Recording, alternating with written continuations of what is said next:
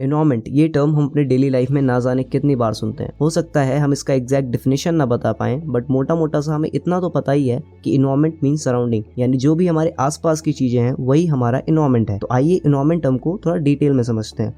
तो basically environment actually includes our physical surrounding and all the organism and micro organism. Imagine कि आप यहाँ खड़े हैं, अब यहाँ की जो भी फिजिकल सराउंडिंग है और यहाँ पे जो भी ऑर्गेनिज्म प्रेजेंट है, साथ में जितने भी माइक्रो ऑर्गेनिज्म प्रेजेंट हैं, ये तीनों चीजें एक साथ मिलकर आपका इन्वायरमेंट फॉर्म करती है। थोड़ा डिटेल में देखते हैं। मान लीजिए आप यहाँ पे हैं, अगर मैं आपसे पूछूं कि आपके आसपास क्या है, तो आपका जवाब होगा बहुत सारी चीजें, जैसे एयर हो गया, पेड़ पौधे हो गए, और मे बी आपके आसपास कोई ह्यूमन बीइंग प्रेजेंट हो, और कुछ एनिमल्स भी हो सकते हैं, और हो सकता है आपको दिखाई ना दे बट बहुत सारे बैक्टीरिया और फंजाई भी आपके आसपास प्रेजेंट हैं। तो बेसिकली यही सारी चीजें मिलके आपका इन्वायरमेंट फॉर्म करती हैं, और ये सारी चीजें आपके इन्वायरमेंट का पार्ट है। जैसे एटमॉस्फेयर, वाटर बॉडीज, लैंड, ये आपका फिजिकल सराउंडिंग में आ गया, और प्लांट्स, एनिमल, ह्यूमन बीइंग ये आपके ऑर्गेनिज्म के अंडर आ गए, और बैक्टीरिया एंड फंजाई आपके माइक्रो ऑर्गेनिज्म हो गए। तो यही सारी चीजें मिलकर आपका इन्वायरमेंट फॉर्म करती हैं, and that's why we say environment includes physical surrounding like air, water bodies, land and all the organisms such as plants, animals, human being and micro organism like bacteria and fungi. So I hope आपको समझ आया होगा कि environment क्या होता है। एक छोटा सा डेफिनेशन और है, वो भी देख लीजिए, उससे आपको पूरा क्लियर हो जाएगा। The physical and biological world where we live is called our environment, यानी जहां भी हम हैं वहां का फिजिकल और बायोलॉजिकल वर्ल्ड हमारा इन्वायरमेंट है। अगेन चीजें रिपीट होंगी, बट देख लीजिए एक बार, आपको क्लियर हो जाएगा। आप जहां पे हैं वहां का atmosphere, land, water bodies, building, ये सब आपका फिजिकल वर्ल्ड हो गया,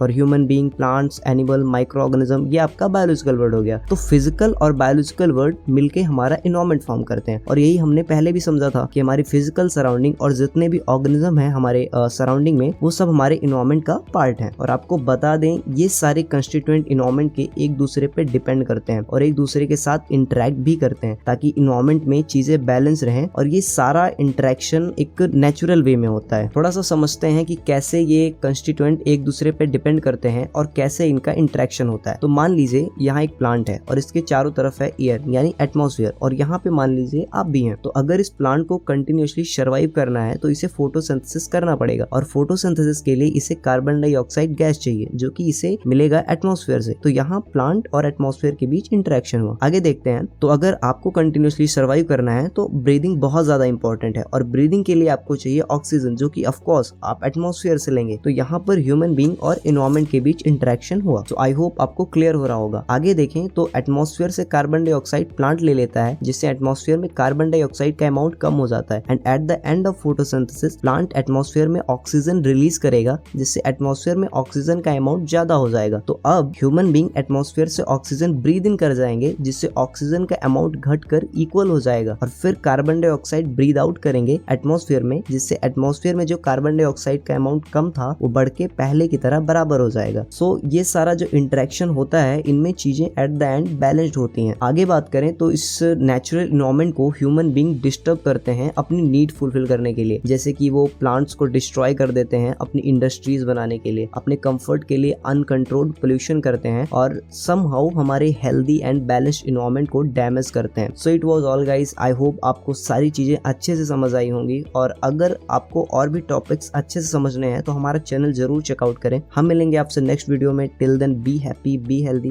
बाय बाय।